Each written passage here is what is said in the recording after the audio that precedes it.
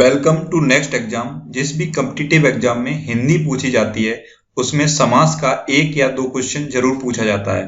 आज हम समास को पहचानने की कुछ ऐसी ट्रिक्स डिस्कस करेंगे कि अगर आपने ये ट्रिक्स सीख ली तो आपका समास का क्वेश्चन कभी भी गलत नहीं हो सकता। तो चलिए स्टार्ट करते हैं। सबसे पहले तो समास होते क्या हैं?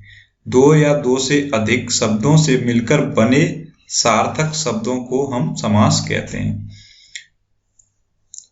आप याद रखें, वर्णों के मेल से संधि बनती है और शब्दों के मेल से समास बनते हैं। अब आते हैं समास के भेद पर। समास के 6 मुख्य भेद होते हैं।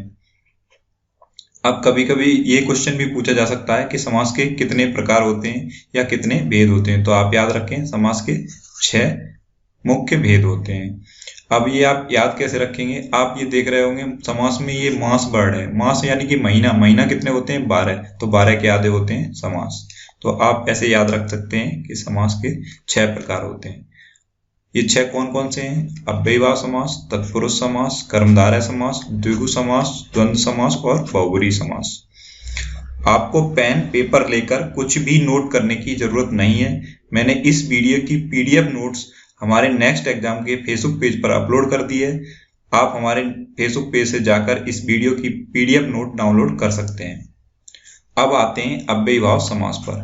जिस समास का पहला पद अव्यय तथा प्रधान हो उसे हम अव्ययीभाव समास कहते हैं। अब अव्ययीभाव समास को पहचानने की ट्रिक क्या है? अव्ययीभाव समास का पहला पद छोटा होता है और पहला पद ही प्रधान होता है।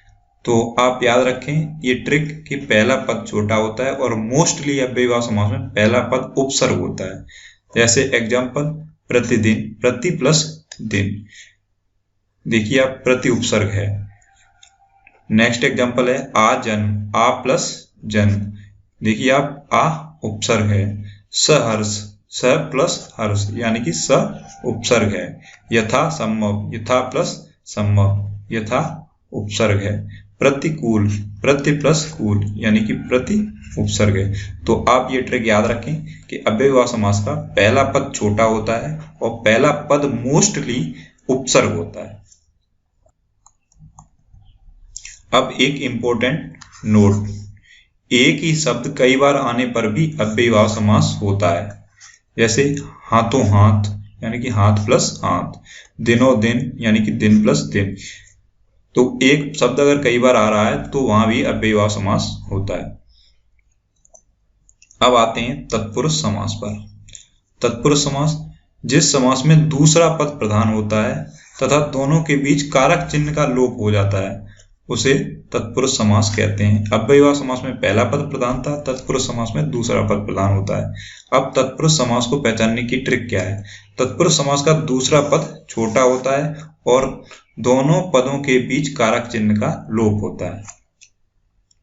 जैसे एग्जाम्पल देखें आप, राजकुमार यानी कि राजा का कुमार, राजपुत्र यानी कि राजा का पुत्र। आप ये देख रहे होंगे ये कारक चिन्ह का लोप हो रहा है। दोनों उदाहरण में का कारक चिन्ह का लोप हो रहा है। नेक्स्ट एग्जाम्पल है यश प्राप्त यानी कि यश को प्राप्त, यहाँ को कारक चिन्ह का लोप हो रहा है। करुणापूर्ण यानी करुणा से पूर्ण, यहाँ से कारक चिन्ह का लोप हो रहा है। यज्ञशाला यानी कि यज्ञ के लिए शाला, यहाँ के लिए कारक चिन्ह का लोप हो रहा है। पाप मुक्त यानी कि पाप से मुक्त, यानी कि से कारक चिन्ह का लोप हो रहा है। शिवालय यानी कि शिव का आलय, यहाँ का कारक चिन्ह का लोप हो रहा है। पुरुषोत्तम यानी कि पुरुषों में उत्तम, या में कारक चिन्ह का लोप हो रहा है।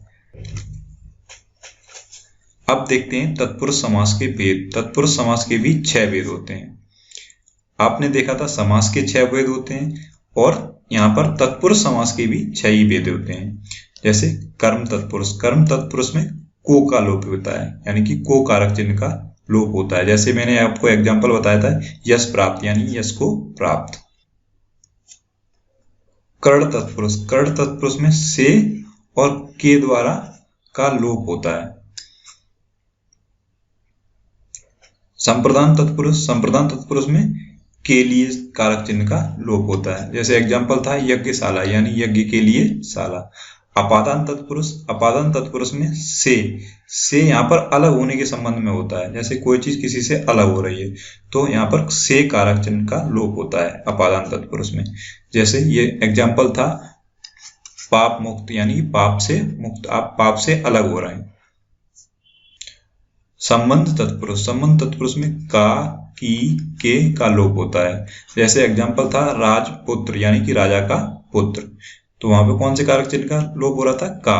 तो वो कौन सा तत्पुरुष था? संबंध तत्पुरुष। नेक्स्ट है अधिकरण तत्पुरुष में पर का लोप होता है। में और पर कारक चिन्ह का लोप होता है। तो आप याद रखें तत्पुरुष समास में दूसरा पद प्रधान होता है और दूसरा पद ही छोटा होता है और दोनों पदों के बीच कारक चिन्ह का लोप होता है और तत्पुरुष समास के भी 6 भेद होते हैं। तो ये था तत्पुरुष समास। अब आते हैं कर्मधारय समास पर। जिस समास का उत्तर पद यानी कि दूसरा पद प्रधान होता है तथा पूर्व पद व उत्तर पद में उपमान उपमेय और विशेषण विशेष यानी कि उपमान उपमेय या विशेषण विशेष का संबंध होता है, उसे कर्मधारय समास कहते हैं। अब देखते हैं कर्मधारय समास को पहचानने की ट्रिक क्या है। कर्मधारय समास को पहचानने की ट्रिक है कि इसका पहला पद मोस्टली विशेषण होता है और दूसरे पद की तुलना होती है। और सबसे इंपॉर्टेंट ट्रिक है कि विग्रह करने पर दोनों में है जो और के समान शब्द आते हैं। दोनों पदों के बीच में है जो और के समान शब्द आते हैं। आप ये 2 वर्ड याद कर लें, है जो और के समान। जैसे एग्जाम्पल है चरण कमल, यानी कि चरण के समान कमल, तो आया ना है जो या के समान में से एक, तो क्या आया? के समान। महापुरुष यानी कि महान है जो पुरुष, देखिए आप आया ना है जो शब्द। मृग नयन यानी कि मृग के समान नयन, तो यहाँ पे कौन सा आया? के समान।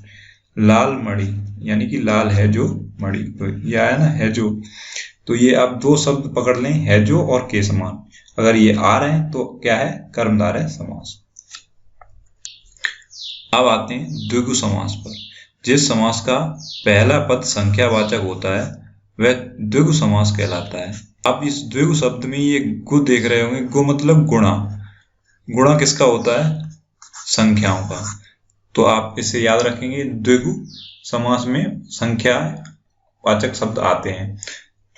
तो देखते हैं उदाहरण, चौराहा यानी कि 4 राहों का समूह, तो यह है ना संख्यावाचक शब्द 4। त्रिकोण यानी 3 कोणों का समूह, कौन सा शब्द है? संख्यावाचक 3। तिरंगा यानी कि 3 रंगों का समूह।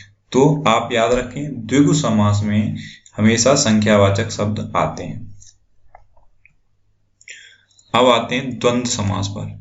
जिस समास के दोनों पद प्रधान होते हैं तथा विग्रह करने पर और, अथवा, या, एवं ये शब्द लगते हैं, वहां द्वंद्व समास होता है। ये ट्रिक क्या है इसको पहचानने की?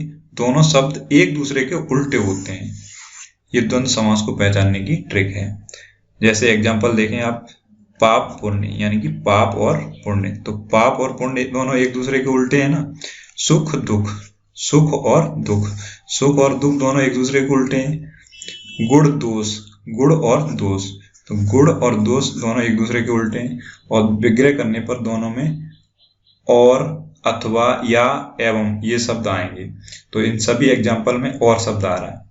तो आप याद रखें द्वंद्व समास में दोनों पद प्रधान होते हैं और जो द्वंद्व समास के 2 पद होते हैं वो एक दूसरे के उल्टे अर्थ के होते हैं।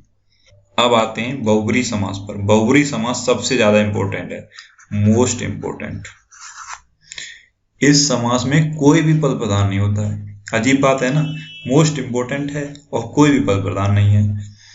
दोनों पद मिलकर तीसरे पद की ओर संकेत करते हैं। बस आप इस वर्ड को पकड़ लें कि दोनों पद मिलकर किसी तीसरे पद की ओर संकेत करते हैं। बहुब्री समास को पहचानने की ट्रिक क्या है? बहुब्री समास को पहचानने की ट्रिक है कि विग्रह करने पर तीसरा अर्थ निकलता है। बस बहुब्री समास को पहचानने की यही ट्रिक है कि इसके पदों का विग्रह अगर आप करेंगे तो कोई तीसरा अर्थ निकलेगा। जैसे एग्जाम्पल देखते हैं, चतुर्भुज, इसका विग्रह करेंगे तो क्या होगा? 4 हैं भुजाएं जिसकी, यानी कि कौन है ऐसी जिनकी 4 भुजाएं? विष्णु जी, तो तीसरा अर्थ निकला ना, विष्णु जी। लंबोदर यानी कि लंबा है उधर जिनका, अर्थात गणेश जी। तो तीसरा अर्थ निकला ना कि गणेश जी। दशानन, 10 हैं आनन, आनन मतलब सिर, 10 हैं आनन जिसके अर्थात रावण। गिरधर, गिर को धारण करने वाले अर्थात श्री कृष्ण। तो बहुब्री समास में हमेशा तीसरा अर्थ निकलता है। तो बहुब्री समास को पहचानने की बस यही ट्रिक है कि बहुब्री समास में तीसरा अर्थ निकलता है। अब एक बहुत ही इंपॉर्टेंट नोट, अगर ये नोट आपने नहीं देखा तो आपका क्वेश्चन गलत होने की संभावना बहुत ज्यादा रहेगी। यदि प्रश्न ऐसा दिया है कि विकल्प में कर्मधारय, द्विगु तथा बहुब्री तीनों दिए हैं, तब आपको हमेशा बहुब्री पर टिक करना है। यानी कि अगर क्वेश्चन इस टाइप का आ जाए कि ऑप्शन में आपको कर्मधारय समास, द्विगु समास और बहुब्री समास तीनों दिए गए हैं, तो आपको हमेशा बहुब्री समास पर टिक करना है। जैसे सपोज क्वेश्चन आ गया कि नीलकंठ में कौन सा समास है, तो आप जानते हैं नीलकंठ में कर्मधारय समास भी है, लेकिन आपको बहुब्री समास पर टिक करना है क्योंकि नीला है कंठ जिसका अर्थात शंकर जी, तो इसमें बहुब्री समास भी है और कर्मधारय समास भी है। तो आपको बहुब्री समास को प्रेफरेंस देना है और बहुब्री समास पर टिक करना है। तो जब कभी भी कॉम्पिटिटिव एग्जाम में आपको ऐसा क्वेश्चन मिल जाए कि बहुब्री समास, कर्मधारय समास और द्विगु समास तीनों दिए गए हैं ऑप्शन में, तो आपको हमेशा बहुब्री समास को टिक करना है। तो ये थी समास को पहचानने की कुछ इंपॉर्टेंट ट्रिक्स। आई होप आपको ये वीडियो पसंद आया होगा। अगर ये वीडियो आपको अच्छा लगा तो इसे लाइक करें, शेयर करें और कमेंट बॉक्स में मुझे जरूर बताएं कि ये वीडियो आपको कैसा लगा। ऐसे ही और वीडियोस के लिए इस चैनल को सब्सक्राइब जरूर करें। Thanks for watching.